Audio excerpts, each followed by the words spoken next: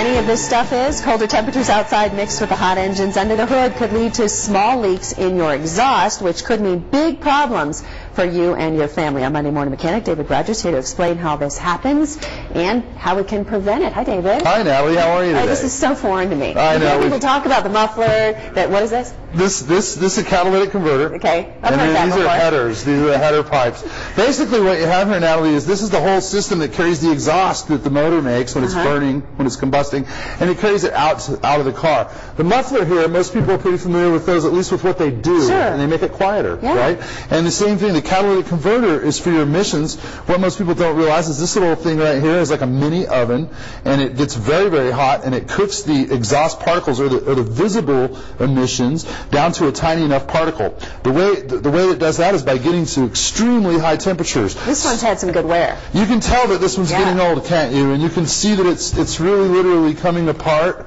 At each place that a pipe meets another pipe, here's where it would connect, to another pipe. There's going to be a little gasket, and these gaskets may look something like this, or they may even have some rubber to them. These are what wear out first usually. Usually when these go bad, we start having exhaust leaks.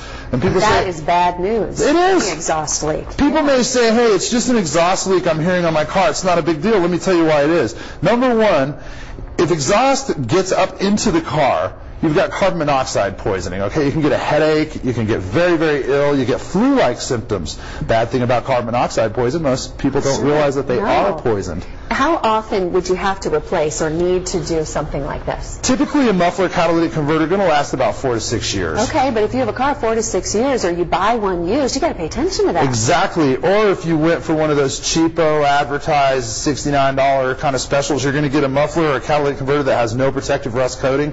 It's going to wear out in a year or so. And how much does it cost if you need to replace something like that? You can spend anywhere on a catalytic converter from a couple $100 to $1,000. Would you need to replace the whole thing, or do you sometimes just need to replace the little... Most often you're doing gaskets and things. When you get a hole or you start getting this kind of damage where you see that's metal, you folks. That's steel, okay? When metal just peels back like that, you pretty well know that we're done. The other thing I'd say, too, about this is up at the top of your engine is where this fits. And this is actually the pipe, and these fit the engine. You can see how the gasket kind of fits and slides right in there.